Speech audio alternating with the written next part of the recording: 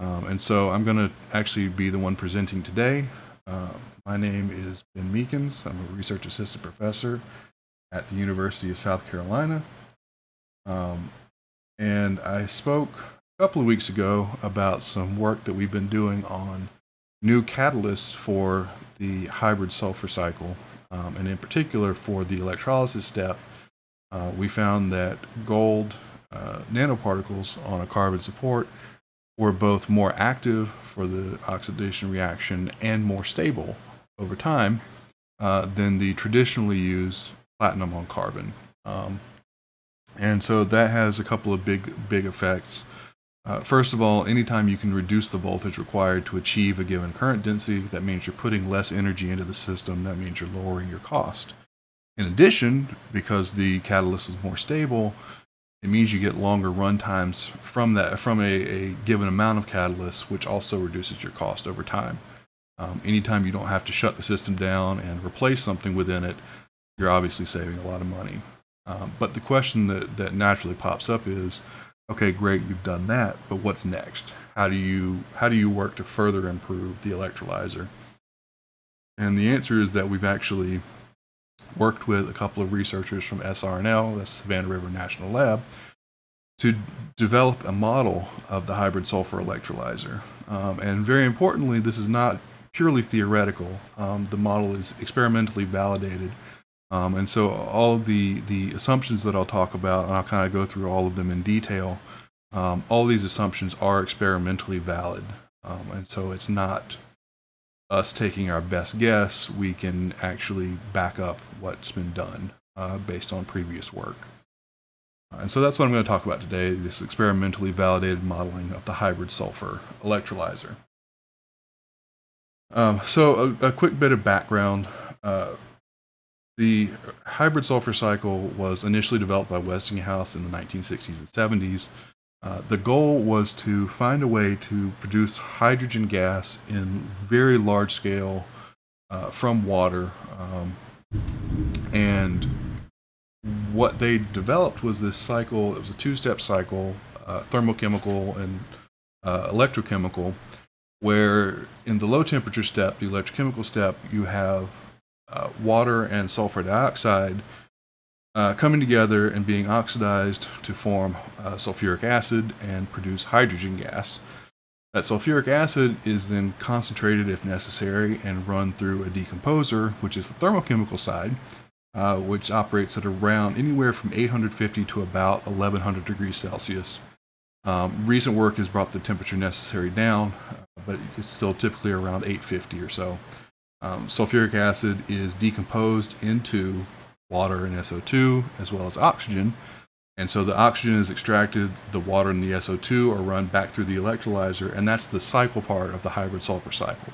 So the net reaction is just water being split into hydrogen and oxygen, but within the cycle you have this sulfur dioxide to sulfuric acid and back cycle going on, and that's sort of the main place where the work needs to be done. And so initially the pilot plant that Westinghouse came up with actually did demonstrate about a 150 liter per hour capacity, which is not bad, especially given that it was such a new technology. That's actually pretty impressive. Of course, economics ultimately doomed the process. Oil became very cheap again, and so the interest in developing a hydrogen generation at a large scale kind of lost favor, and the cost was pretty high anyway. And so as soon as oil dropped, there was really not much chance. So this more or less got sidelined. So we need to achieve current densities of about 0.5 amp per square centimeter at 0.6 volts with 65 weight% of sulfuric acid in the product stream. And those are not just arbitrary choices. A researcher at Savannah River National Lab actually did a techno-economic analysis of the entire system, everything from separators to condensers to pumps to the decomposer, the electrolyzer, and so on, to calculate what you would need to hit to be able to produce hydrogen at an estimated value of $2 per kilogram of hydrogen. That's the value that you need to get to, the goal that the DOE has to make hydrogen generation competitive with other sources like fossil fuels, natural gas, oil, coal. If you can get to this benchmark, you have an economically competitive process, and that's sort of the big goal. Is that we could certainly produce hydrogen now at large scale, but it would cost several times more than other methods, and that's not going to be attractive for industry. The current best, and I kind of put that in quotes, is, potential that's been achieved at 0.5 amps per square centimeter is 0.66 volts, which is pretty close.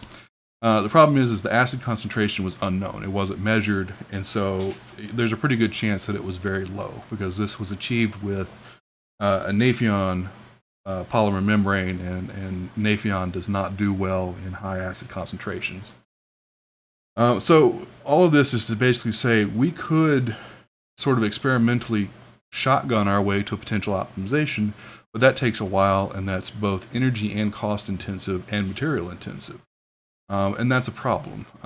Yes, we could ultimately do it, but if it takes too long, you're going to miss out. And so we need to find a way to very quickly iterate through all the different parameters that we can control and figure out which ones have the greatest effect and what they affect, and what we can do to try and optimize from there. And so we're going to focus on this electrolyzer. These are the two reactions of interest. On the left, you have the oxidation reaction, sulfur dioxide with two water molecules forming H2SO4, sulfuric acid. And it also forms two protons and two electrons. The protons pass through the polymer membrane that separates the anode from the cathode. The two electrons go through an exterior loop. That's where you get your work done.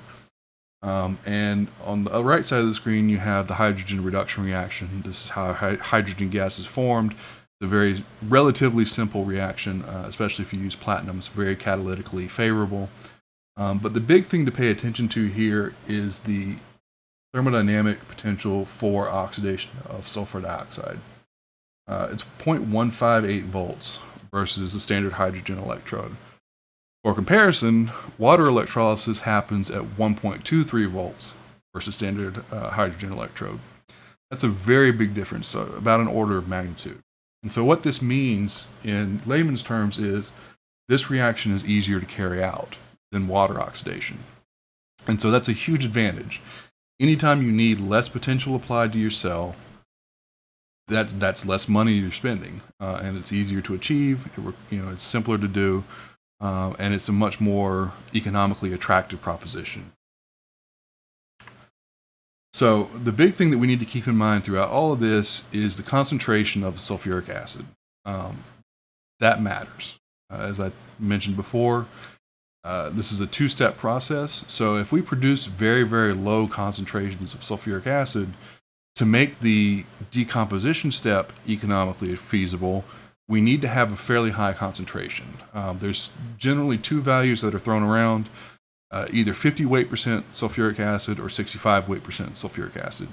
In all of this modeling work, we took 65 weight percent as the target. There are some configurations that are looking at using 50 weight percent. So we may be able to use that in the future. But for now, we're aiming a little bit higher. And so if we can hit 65 weight percent, backing off and hitting 50 should be even easier.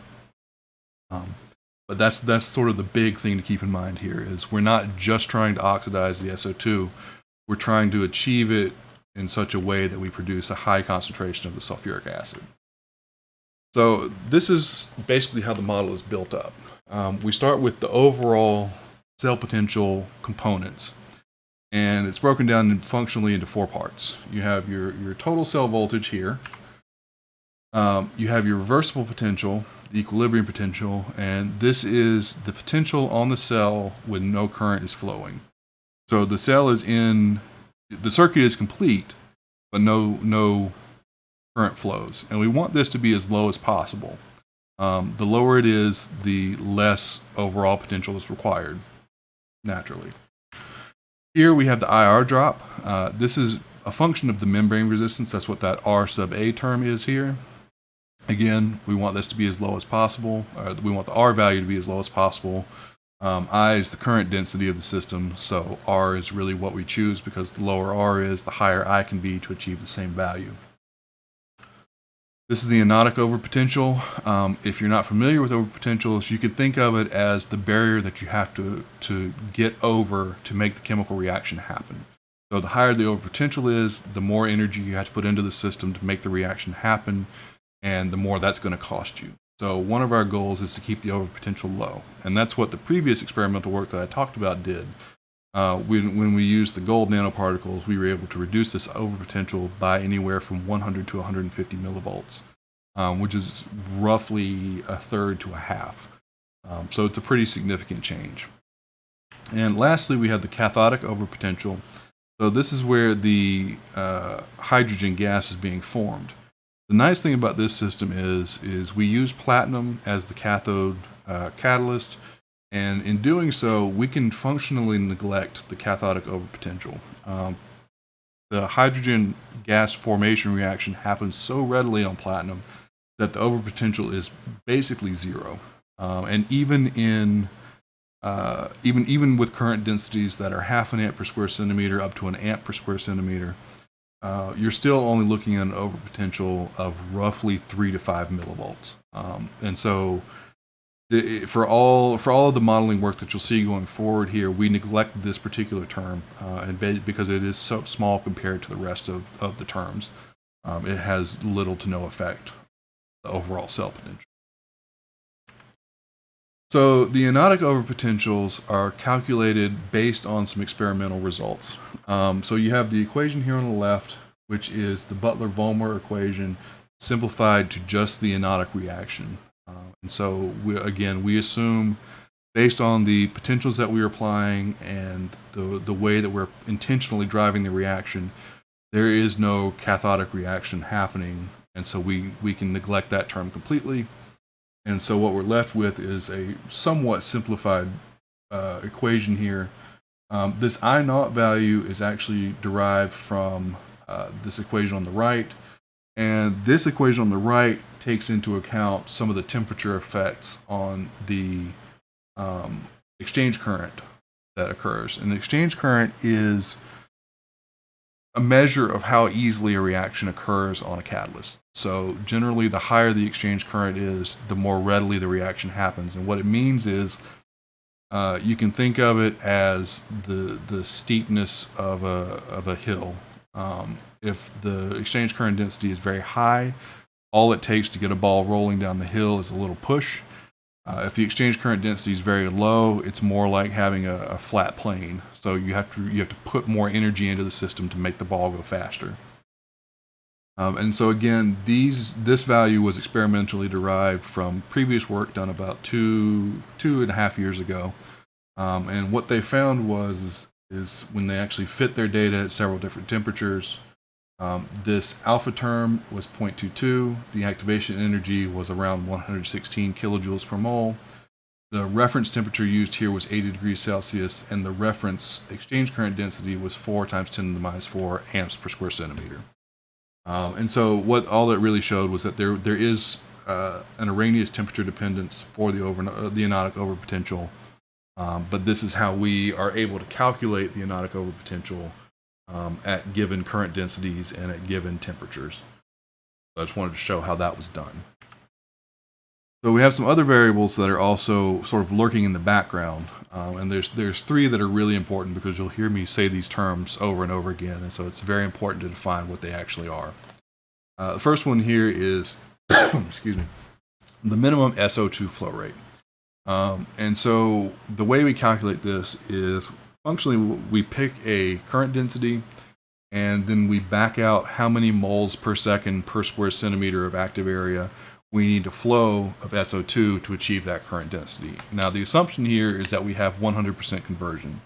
In practice, that is obviously not going to be true all the time, but this lets us simplify the model a little bit, and we could always add in a factor later on if we want to represent the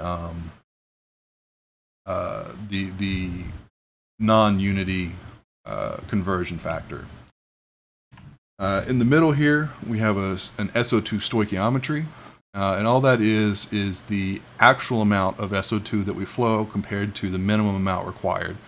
So if I say, for instance, that we have a stoichiometry for the SO2 of 2, that just means that we're flowing twice as much SO2 as we would need to based on the current density that we're trying to achieve.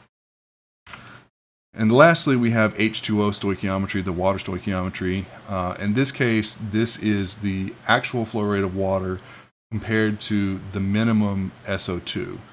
And so the water stoichiometry will always be at least 2, because if you think back to the reaction, for every mole of SO2, you need at least 2 moles of H2O to carry out the reaction. So H2O stoichiometry can never be less than 2. If it is, then well, it can't. And you're just wasting SO2. So what can we learn from this model?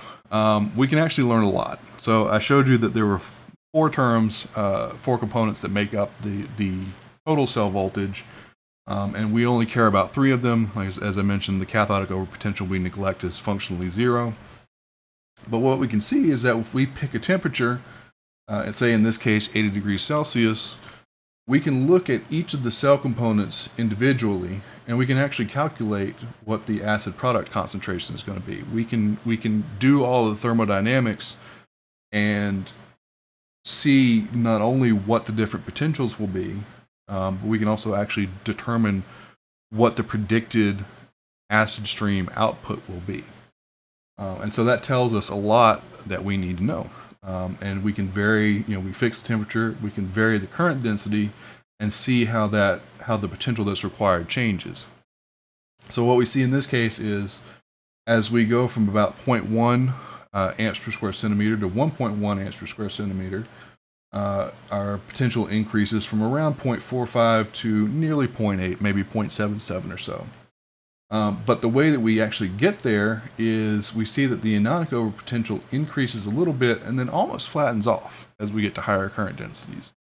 And so what actually contributes to the rest of this increase is an increase in the reversible potential and an increase in the IR drop. And that's not a big surprise. IR drop, the resistance is constant because the membrane is constant.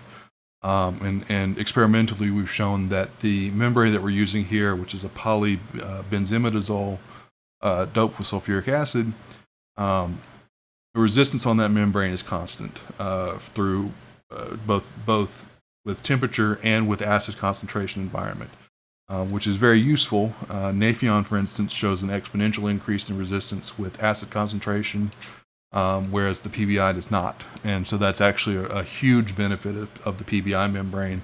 It maintains its conductivity perfectly in every acid environment that we've exposed it to. So if we start at 80, we see, okay, the best acid concentration we can do is about 30, and that's with a potential of around 0.77 at 1.1 volts. If we want to try and look at 0.5, we can see, all right, it's about 0.65. The voltage is good for that current density. But if we go down to the acid product concentration that we expect, we're only at about 15%.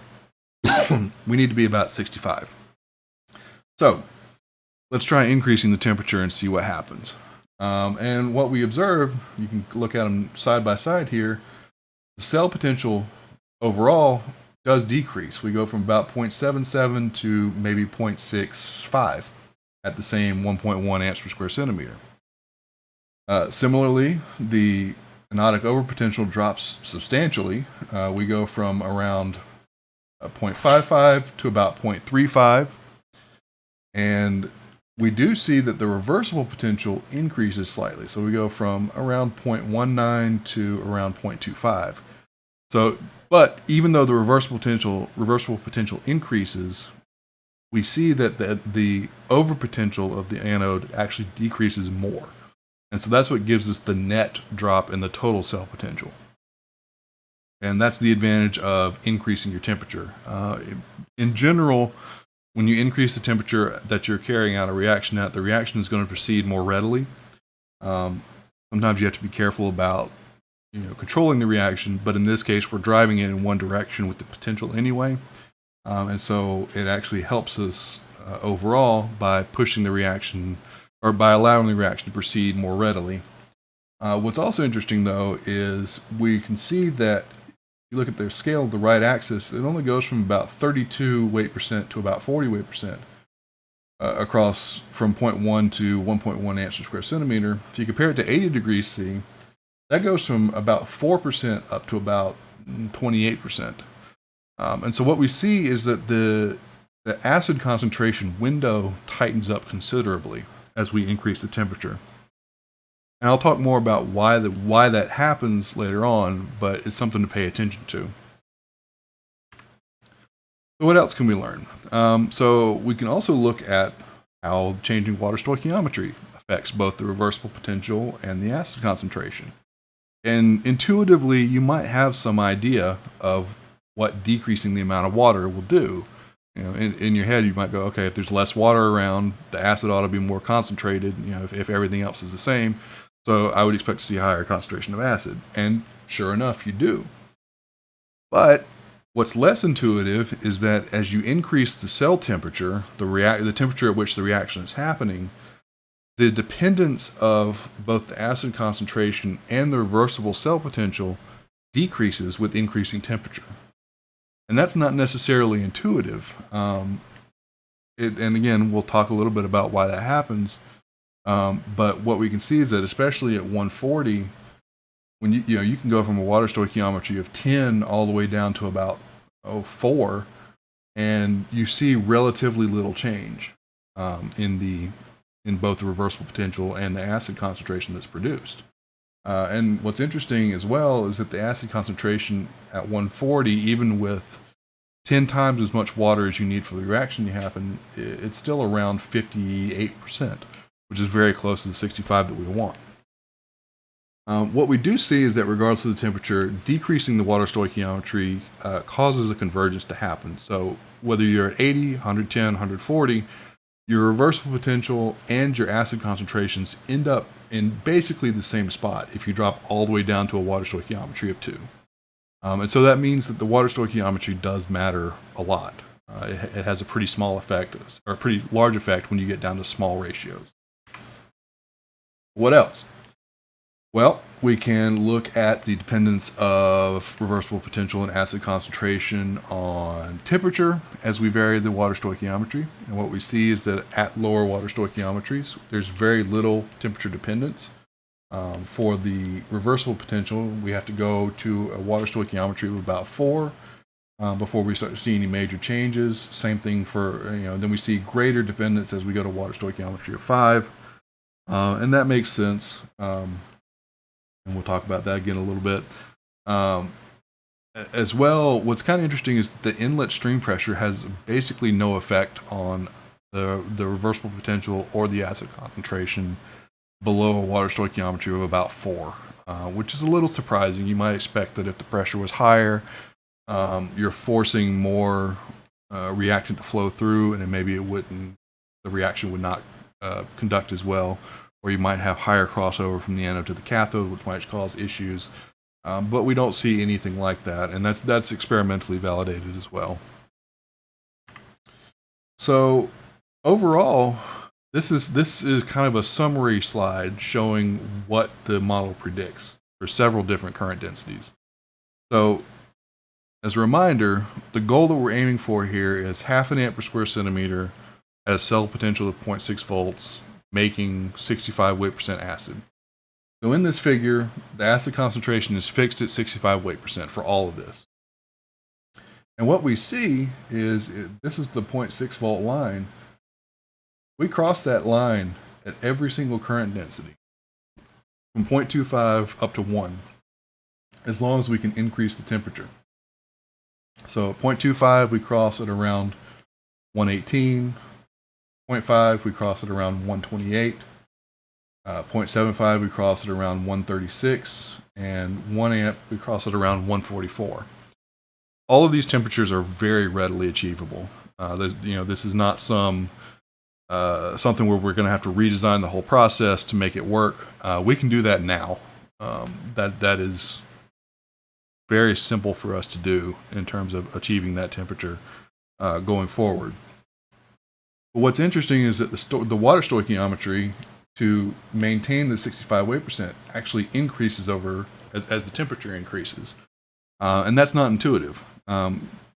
Typically when you want higher acid concentration, you're not adding water to the system. And so the question we need to ask is why? And as it turns out, the reason we need to add more water is that as the cell temperature increases, more of the water in the feed stream stays in the vapor phase. And you might think, well, that's a good thing. But that actually causes an issue. It turns out that SO2 is not soluble, or not very soluble, in high concentrations of sulfuric acid.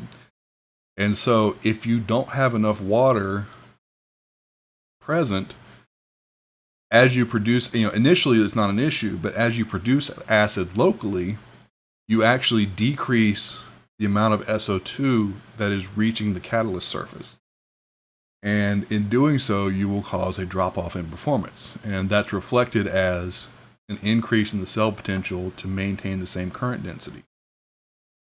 And so that's when all the previous slides I showed where the water stoichiometry does have some effect. That's a big part of it, especially here, for instance, as the water stoichiometry is showing little effect as you increase the temperature. That's why you have, at some point, you have the water going into the vapor phase, and so there's not really a big change. You just need to make sure you have enough. And that's not an intuitive thing, but that's the kind of information that you can extract from running a model that you might not understand if you're trying to do all of it experimentally. And so that was actually a very interesting finding of this work. It showed that we can double the goal in terms of current density that we want to achieve at 0.6 volts while maintaining the 65 weight percent acid concentration. But it also let us know that we needed to be very, very careful with the amount of water that we feed into the system. Even though we're using a polyimidazole membrane that doesn't need water for conductivity, we do need to make sure that we have enough water fed to the anode of the electrolyzer to make sure that this reaction proceeds in such a way that we are able to keep the reaction proceeding in high enough quantities to keep the current density we want, but also maintain the acid concentration that we want. So, with all of that in mind, the next question then is, okay, what are our places for improvement? So we've kind of shown with the modeling that we can hit the goal now with the PBI membrane with the platinum catalyst, but it does require a fairly high amount of cell temperature, and we have to control things very carefully. And one of the things that we want to try and achieve once we know that we can hit a goal is we want to start trying to find ways to optimize it to give ourselves more wiggle room. If you have an industrial process that can handle, a range of inputs, that's much more attractive than a process that requires very strict, tight controls over an input to achieve the output that you want. And so there are two main ways that we'll be working on trying to improve this. First, our colleagues at the University of South Carolina have developed a new version of the SPBI membranes that they're calling dense PBI membranes. The version that we have now is something more like a gel, and so it's fairly thick. It's around 250 microns thick. These new denser ones have the same conductivity, have the same thermal and physical stability, but they're about half the thickness. And so what that means is the resistance of the membrane should also drop by about half. And what that means in terms of the cell potential is that we should be able to save anywhere from 50 to 70 millivolts of cell potential just from reducing the IR drop. And that's reflected here in the figure on the right. This blue cross is the goal, and then the 80, 110, and 140 lines are showing where the cell potential is, the overall cell potential. The black is the before with the thicker membrane, the red is the after with the thinner membrane. And so you can see, especially at the higher temperatures, there's a pretty big change in the IR drop, especially as you get to higher current densities, which is to be expected. But it's a very simple change, relatively speaking, and it makes a pretty big difference. And the other thing that we can do is use the new catalyst that we've developed. As I mentioned a couple of times, the gold on carbon nano particulate catalyst dropped our overpotentials anywhere from 100 to 150 millivolts. And so that would be a direct decrease in the cell potential by that same amount. And so all of a sudden, we're going from 0.6 volts to get half an amp per square centimeter to, potentially down to about 0.4 volts. And so that means ultimately that we can increase the amount of current density that we can achieve at 0.6 volts by making these changes. And that's a huge thing. Again, that gives us a lot more wiggle room. If we can produce the acid concentration we want with a catalyst that's stable, and we can do it for even less energy than we previously thought, all of a sudden the economics change pretty dramatically. So what's next? Experimentally, we're going to actually start working on implementing the new gold on carbon nanoparticulate catalyst into membrane electrode assemblies, otherwise known as MEAs. MEAs are the polymer membrane that separates the two sides, and then you have the two catalysts sort of smashed on either side of it. We're going to test out these new dense SPBIs to see if we actually get the reduced IR drop that's predicted. And we're going to work on increasing the cell temperature to at least 160. 160 is starting to push to the top of the thermal stability window for SPBI. There's some indication that we might be able to get up to 200, but those experiments were done in less harsh environments in terms of the acid concentration. So we will have to wait and see if the acid makes it a little bit harder to achieve those temperatures. But at the very least, we should be able to go to 160 without an issue. So far, the highest we've done is about 100 to 120.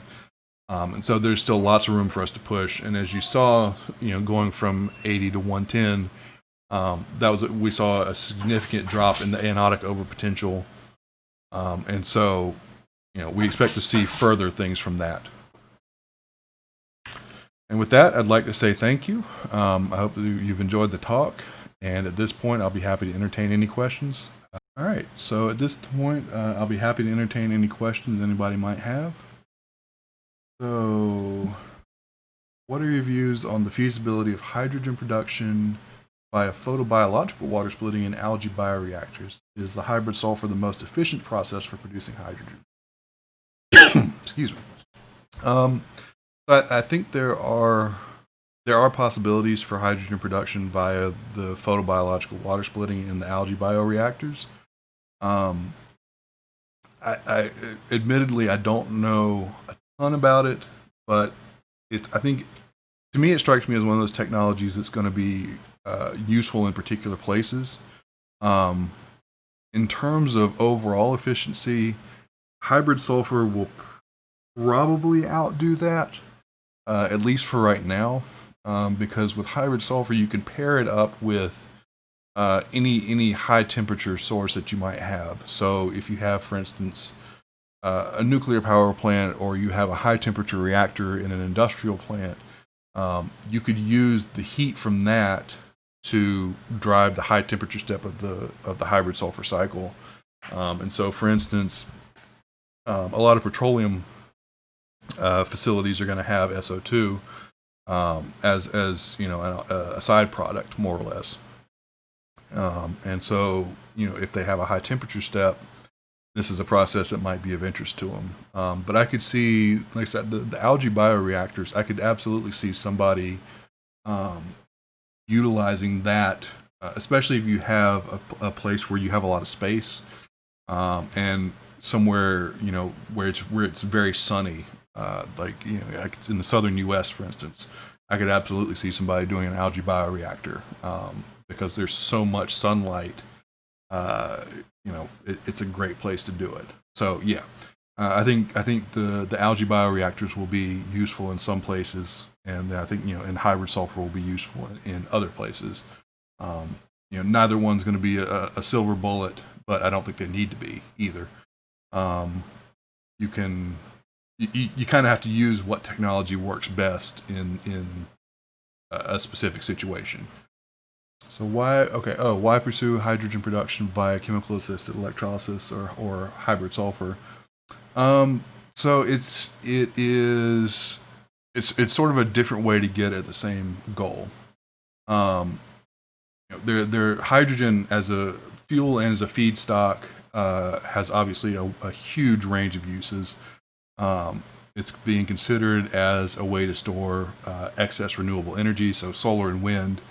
There are cycles on that, and so if you could store the excess energy that's produced, you can feed that back into a fuel cell or just burn it and produce water, and so on. In terms of why go with this method, again, I think it's kind of a specialized process, but there are places where it makes sense to do it. One of the things that's being looked at now for the high temperature step is actually concentrated solar. And so some colleagues both here at the University of South Carolina and at Savannah River, as well as some other places, are actually working on both initially a model design for a new type of reactor that will maximize the flow through of the sulfuric acid to do the decomposition step, while also allowing it to be used in a solar concentrator setup. And so again, that may be a specialized piece of equipment, but there are going to be some places where it makes sense to do it. Especially in the southwestern United States, anywhere near the equator, you have a lot of sunlight, and there's a good way to do it. Oh, and how I got into researching it personally. So it kind of fell into my lap. My background is in photoelectrochemistry, and that using that method to split water into hydrogen and oxygen. I've been interested in alternative fuels in general since undergrad. I actually took a class my senior year where I kind of figured I was kind of interested in research anyway, and then I took a class on alternative energy senior year that kind of exposed me to some of the work, not necessarily this specifically, but talking about things like solar and wind, and even stuff like the sort of unusually named clean coal, carbon capture, and so on. And so that kind of got me interested in alternative energies. I did my grad school work in photoelectrochemistry. And when I came to Carolina, my mentor, John Widener, he had been working on this process for a while. He's going back 10 to 15, 20 years. And so I got my exposure to it through him. And then when he left to take a new position as the Dean of Engineering at Cincinnati, I basically took over his projects. And so I kind of, I had gotten a crash course in it. And it fit my interest in alternative energy production anyway. And it was a process that I had honestly never heard of before I started working with him, with Dr. Widener. And so, I kind of dove in head first, and it's ended up being very interesting. It's not something that I would have thought about, but personally, I think it has a lot of promise, especially if we can bring down the cell potential that's required. If we can do that, then it becomes interesting, or it becomes relevant industrially, and then all of a sudden you're going to see a lot more interest from companies in terms of trying to commercialize it, and that's when I think you see stuff really take off. It's fine to demonstrate stuff in the lab, but if you can show it on an industrial scale, that's when it becomes even more interesting.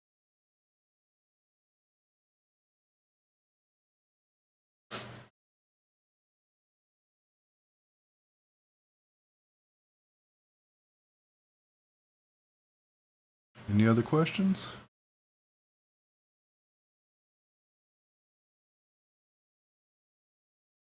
All right. I think with that, we will bring this one to a close. I'd like to thank everybody for coming out. I hope you enjoyed the talk. And this talk will be uploaded to YouTube. If anybody wants to check it out there, you can. This stream will also still be left up on Twitch. You can always come back and watch it. And we will be back next week with another talk that should hopefully be of interest. Everybody for coming out.